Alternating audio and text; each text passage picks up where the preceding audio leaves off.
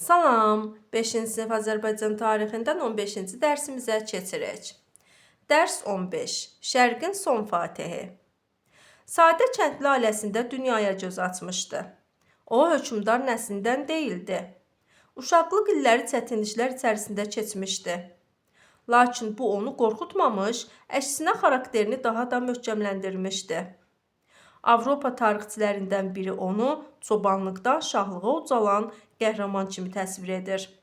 Onun adı sonralar dünya hərb tarixinə qızıl hərflərlə yazılacaqdı. Nadir Şah. Doğrudan da talih Nadirə çətin və şərəfli bir yol nəsib edəcəkdi. Ölkəni işğalçılardan təmizləmək, yeni bir dövlət qurmaq. Oğuzların Əfşar boyundan olan Nadir həmişə türk olması ilə fəxr etmişdir. Əfşarlar Səfəvi dövlətinin qurulmasında yaxından iştirak edən qızılbaş tayfalarından idi. Nadir uşaq vaxtlarından hərb işinə böyük maraq göstərirdi. O, türk hərb sənətinin incəlişlərini sürətlə mənimsəmiş, artıq 15 yaşında döyüşçü kimi formalaşmışdı. Səfəvilər dövləti 18-ci yüzillikdə çətin vaxtlarını yaşayırdı. Ölkənin böyük bir hissəsi Əfqanlar, Rusiya və Osmanlı dövlətləri tərəfindən işğal edildi. Belə çətin vaxtlarda Nadir başına dəstə toplayıb Əfqanlara qarşı uğurla mübarizə aparırdı. Onun Əfqanlar üzərində qazandığı qələbələr Səfəvi şahı 2-ci Təhmasibin diqqətindən yayınmamış, onu saraya çağırıb Səfəvi qoşunlarının komandanı təyin etmişdi. Nadir tezliklə orduda nizam-intizam yaratdı. Əsgərlərinin döyüş ruhunu yüksəltdi. Bəzən özü əldə qılınc əsgərləri ilə çiyin-çiyinə döyüşürdü. Başçı ilə bərabər döyüşmək döyüşçülərdə qələbəyə böyük inam yaradırdı. Nəticədə ölkə işğalçılardan təmizləndi. Qələbələri Nadirə böyük şöhrət qazandırdı. Qızılbaşlar ona böyük ehtiramla yanaşırdı. Nadir isə bundan istifadə etmək qərarına gəldi. Muğan qurultayı. Qədim türk ənənəsinə görə ölkənin taleyi üçün mühüm qərarlar qurultaylarda verilirdi. 1736-cı ilin Novruz bayramı günləri idi. Muğan düzü bahar fəslinin isti nəfəsi ilə yaşıllaşmaqda idi.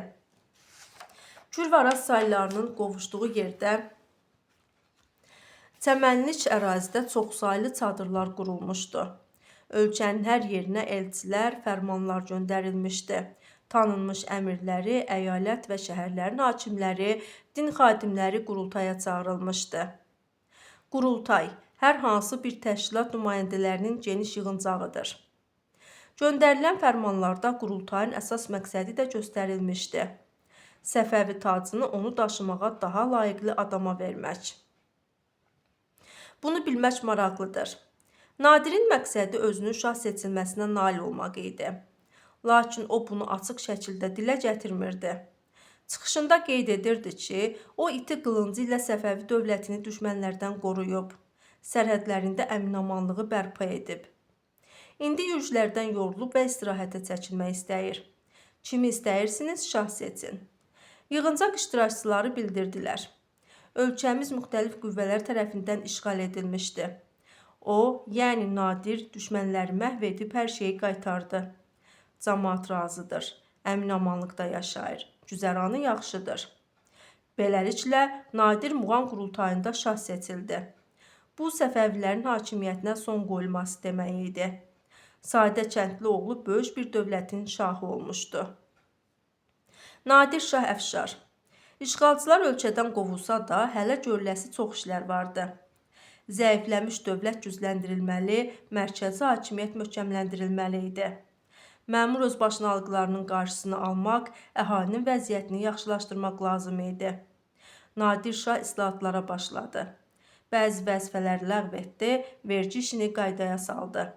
Ölkəni vilayətlərə böldü. Hər vilayətə özünə sədaqətli hesab etdiyi adamlar təyin etdi. Xəzər dənizində donanma yaratmaq istəməsi onun gələcək niyyətlərindən xəbər verirdi. Görünür, Nadir Şahın şimal qonşusu Rusiya ilə bağlı planları var idi. O, Osmanlı dövləti ilə də münasibətləri qaydaya salmaq istəyirdi. Sultana yazdığı məktubda dini çəkişmələrə son qoymağı təklif etmişdi.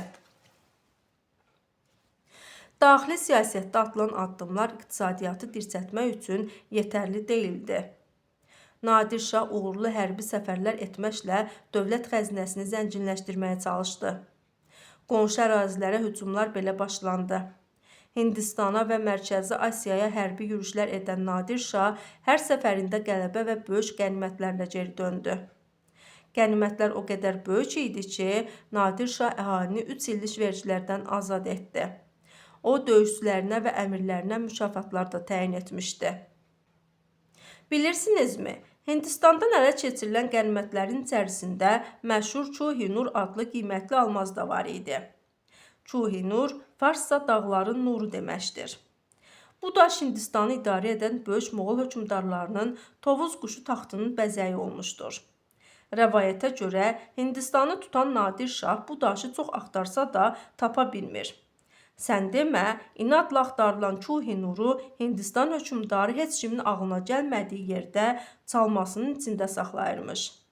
Bundan xəfiyyələri vasitəsilə xəbər tutan Nadir Hindistan hökmdarına dostluq əlaməti olaraq baş geyimlərini dəyişməyi təklif edir. Hindistan hökmdarının başqa yolu qalmır. Beləliklə, bu qiymətli almaz Nadir Şahın əlinə keçir. Onun ölümündən sonra isə bu daş oğurlanaraq satılmışdır.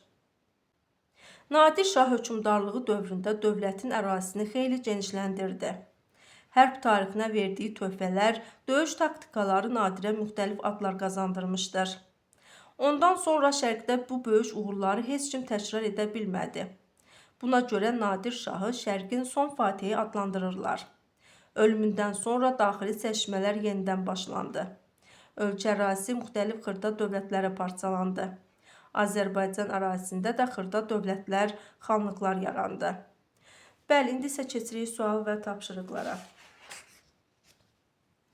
Hazırda güclü şəxs kimi yetişmək üçün hansı imkanlar vardır? Necə hesab edirsiniz? Fiziki və mənəvi cəhətdən güclü olmaq üçün siz nə etməlisiniz? Hazırda güclü şəxs kimi yetişmək üçün bir çox imkanlar mövcuddur. Məsələn, idman zalları, sağlam qidalanma proqramları, təhsil müəssisələri, kitablar, kurslar və internet vasitəsilə insan həm fiziki, həm də mənəvi cəhətdən inkişaf edə bilir. Fiziki cəhətdən güclü olmaq üçün mütəmadi idmanla məşğul olmaq, sağlam və düzgün qidalanmaq, zərərli vərdişlərdən uzaq durmaq lazımdır.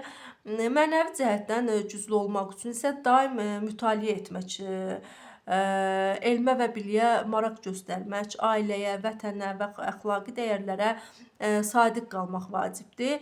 İnsan həm də qarşılaşdığı çətinliklərdən qorxmamalı, səbirli, əzmli və iradəli olmalıdır. Yalnız bu halda o, həyatda istədiyi məqsədlərə çataraq həqiqi mənada güclü şəxs kimi yetişə bilər.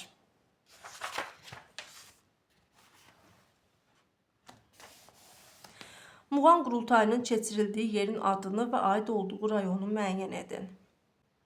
Nadir xan 1736-cı ilin mart ayında Muğan düzündə Kürl-Arazın qovuşduğu yer olan Sabirabad rayonu Qalaqaynlı kəndində Muğan qurultayını çağırdı.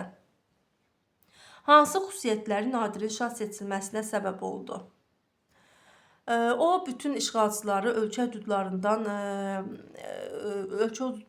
qovub ərazi bütövlüyünü tam bərpa etdi. Dahi sərkərdə idi. Nadir dahi sərkərdə idi. Yaratdığı güclü ordu və qazandığı saysız hesabsız zəfərlər ona mütləq nüfuz gətirdi. Zəif və səriştəsiz Səfəvi şahları dövləti idarə edə bilmədikləri üçün hakimiyyət boşluğu yarandı. Nəticədə Nadir hərbi qüdrəti və xilaskarlıq rolu sayəsində Muğan qurultayında şah elan olundu. Əgər siz hökmdar olsaydınız, dövlətin gəlirlərini artırmaq üçün nə edərdiniz? Əslində bu sizin fikirləşib edəcəyiniz sualdır. Mən öz fikrimi desəm, dövlətin gəlirlərini artırmaq üçün iqtisadiyyatın əsasını gücləndirər, ticarəti asanlaşdırar və vergi sistemini ədalətli edərdim. Bəli, bu qədər. 16-cı dərs öyrənmək üçün növbəti videoma baxa bilərsiniz. Kanalıma abunə olub bəyənməyi unutmayın. Hələlik.